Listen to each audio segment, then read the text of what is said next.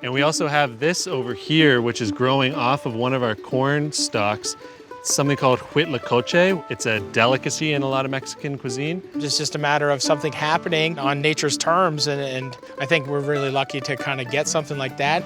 Huitlacoche. Huit? H-U-I-T. Huit?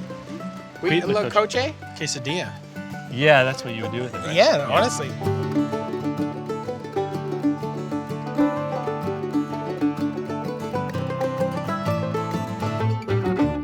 I'm Matty Matheson. I'm Keenan McVeigh. Welcome to Blue Goose. We're kind of at peak midsummer right now, and there's a lot happening on the farm. I'm gonna show you guys around. Take a look. So we're back in the Little Goose plot. It's really taken off in the last month. A lot of good results from our soil treatment this year.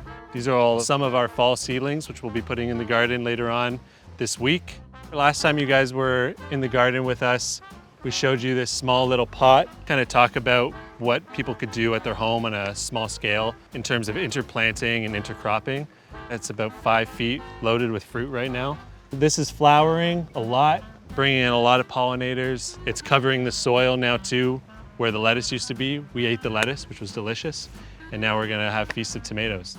If you were at home and you had like a windowsill or a fire escape, and you take care of the plant the right way, you could have a very fruitful pot. Once it started putting out fruits, I started pruning all the leafing stems from below the first fruit set. A lot of the photosynthesizing is happening here up at the top. The more leaf coverage you have lower to the soil, as the rain falls, water splashes up, hits the bottom of the leaves, and you can get some fungal disease like blight.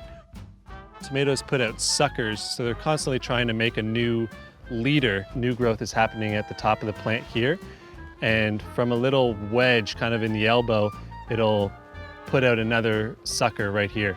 And because I'm not trellising this, it's just attached to this piece of bamboo, it will keep growing super tall. So I kind of want to bush out the plant a little bit more. So I'm letting all the suckers go, because if I keep taking the suckers off, it's going to keep growing tall. Now I kind of want it to fill out a little bit, which is what's happening right here. So it's kind of doing what we want it to do. And yeah, hopefully we're gonna max out how many tomatoes we get off of this one plant. More tomatoes for us. Happy days.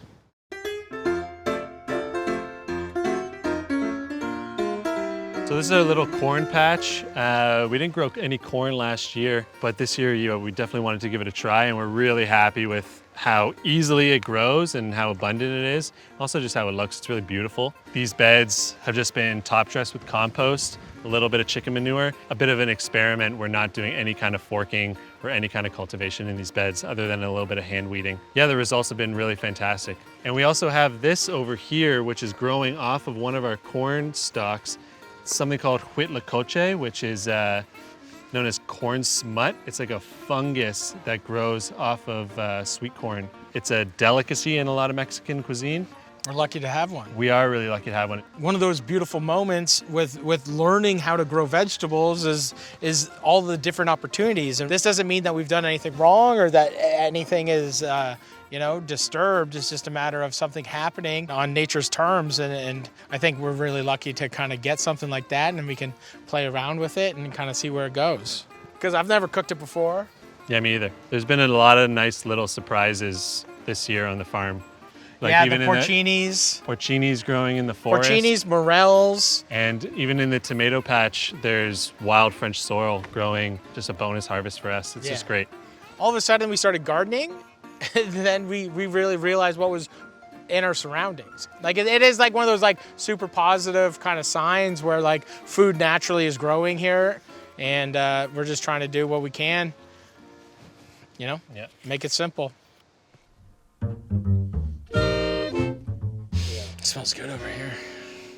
So we're here back at the compost heaps, and we've been checking it regularly just to see how the decomposition's been going, and I can show you guys right now. Just got a little tool that I can pull up some from the bottom. Initially it looked like this. It's cooked down pretty fast, and it's looking great. So we're going to take off all of these slats later on this week and get in here with a pitchfork and turn it all into the third bay so we can get a little bit more air, and then it'll heat up one more time and start cooking again. And then it'll get one more turn right before the end of fall. And also in here, so we've harvested all of our shallots that were growing out in the little goose. All the stalks have bent over. They're getting a nice kind of papery skin on them. They don't want to be wet, getting hit with the morning dew every single day.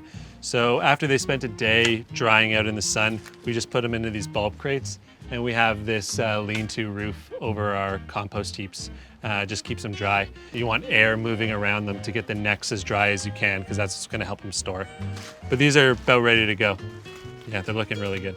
Like the shallot is like the perfect onion. Yeah, it's like the perfect backbone for a lot of cooking, I find. Yeah, so it's like great for sauces or making pickles. I think it's just like another kind of nod to what we're trying to do at Blue Goose. And like, we're not trying to grow a million different types of things. We're trying to grow something that we're really proud of and something that really inspires us. And I think shallots are one of those greater onions. Yeah. Greater allium, It was another experiment too for this year. I mean, we've never done anything for storage before. Just trying to learn, adapt, see what works for us as we grow the farm and the business, trying to figure out what kind of farm we want to be, what works for us. I think this really works. Pretty bountiful off of 20 feet. So yeah. If we implement this into the big garden, do 100 feet of these next year, it's just food that brings us into the winter. It's sweetness for the winter.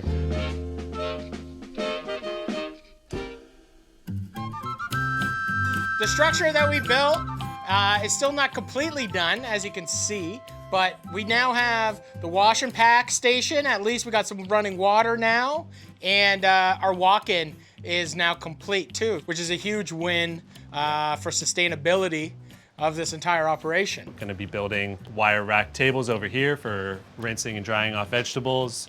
Have some speed racks. It's going to be filled with wildflower, drying wild flowers, drying onions, garlic. You guys want to check out the fridge that we built? So this is the walk-in. All we did was insulate it, 2 levels of insulation, and then we're running off this system. Instead of a compressor, we're using a system called a CoolBot, which basically tricks a standard air conditioner to work as a compressor. It's way easier to manage than a standard compressor. It's a little empty in here right now. We just did a big harvest day earlier on the week and did a delivery on Wednesday. So this is gonna be filling up gradually throughout the week and then empty out again. Every week, Keenan goes to the city and delivers to about 10 restaurants. As full as the garden is, it's still just like the amount of food that comes out every single week is it's shocking. The squashes even, you were harvesting these, twice a day? Yeah, at the moment it's been almost twice a day. I'll come in the morning, do a first big pick. If they're looking a little small, they're usually ready the day of, just a little bit later. Sometimes things go missing and you end up with big guys like this. Yeah. Not ideal, but they're still really tasty. Blue Goose Walkin. Stay cool. Stay cool, everybody. So now we're in the eggplant patch. This is probably my favorite patch of the garden right now. It's the most satisfying to work in. We really like growing eggplant. It's a really beautiful vegetable. They're really beautiful plants as well. They're really nice to handle, nice and soft. Last time you guys were visiting us, these were all still under their nets. Once the first flowers came out, we took the nets off so they could get pollinated. We have 5 varieties in here. Got some nice Japanese varieties, the Rosa Biancas, which are down here. They're probably the best flavor out of them all. These standard ones, which are called Black King, which are really good for frying, roasting. Eggplant parm. Eggplant parm, yeah, really good. And then this one in the back is called Beatrice, which is more of a ribbed kind of Sicilian variety.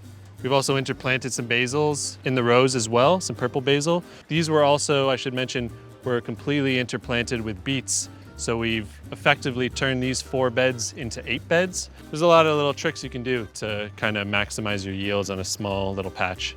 These will come out in probably the beginning of October. Once these all come out, this will be our patch for garlic for next year. We're gonna walk over to the potato beds. So we have 2 different kinds of potatoes that we're trialing to see what we want to put into a larger production next year when we scale out the farm a little bit more. When we were first talking about Blue Goose, I definitely never thought that we'd be growing potatoes, especially growing up. Like my grandfather's from PEI, growing up constantly just going to potato farms, and I never thought in my life that we'd be growing potatoes.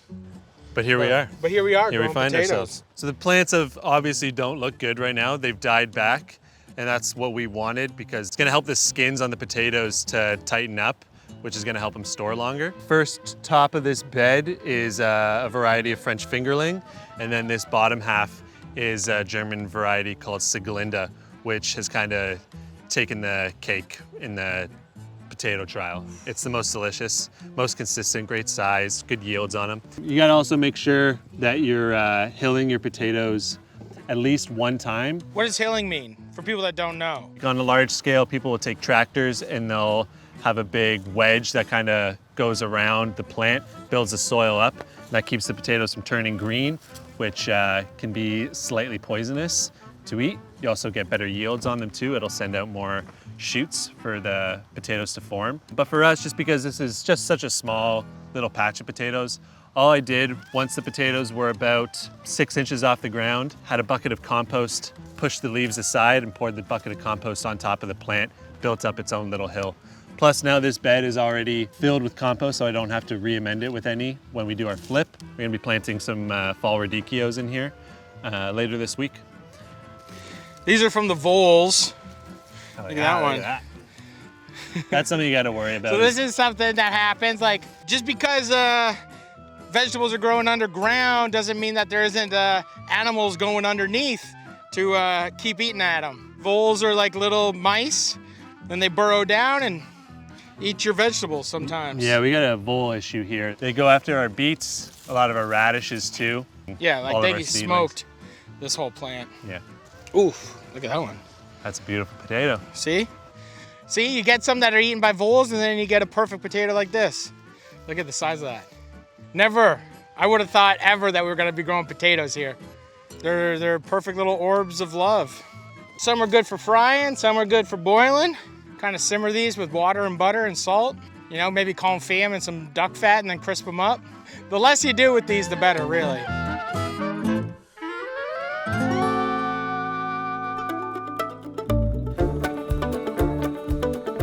What we're trying to do is literally just grow the most flavorful vegetables at the size that we are and take our time and do it the right way and never be in a rush. Every single week with 15 to 20 different vegetables coming to the city, to the chefs and the community fridges, our vegetables are just grown the best that they can be. They're harvested at that pinnacle moment.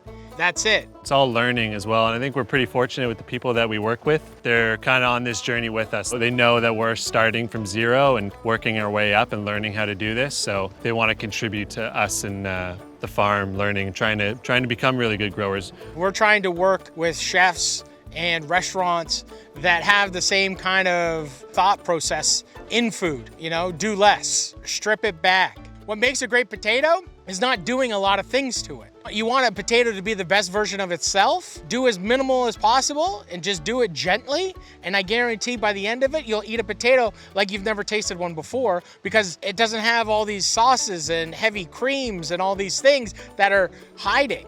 A potato cooked properly is a great potato. Working with people that cook with a lot of integrity and very seasonally and locally, constantly evolving menus, getting good stuff in the door when it's ready at its peak season. You know, that's how we like to cook, and so those are the people we like to work with.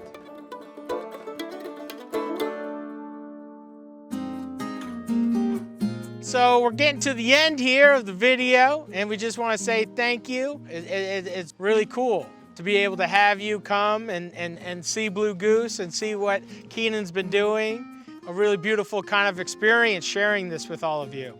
Let us know what you think in the comments. Get in the comments, let us know. Are we growing vegetables wrong? Hopefully. Yeah, really looking forward to showing you guys the transition now that we've shown you late spring. This is midsummer. We're gonna have you back here at the beginning of the fall, towards the end of the summer, managing our early fall, winter crops, pulling out some nice stuff. It's a really exciting time, so look forward to seeing you. See you soon.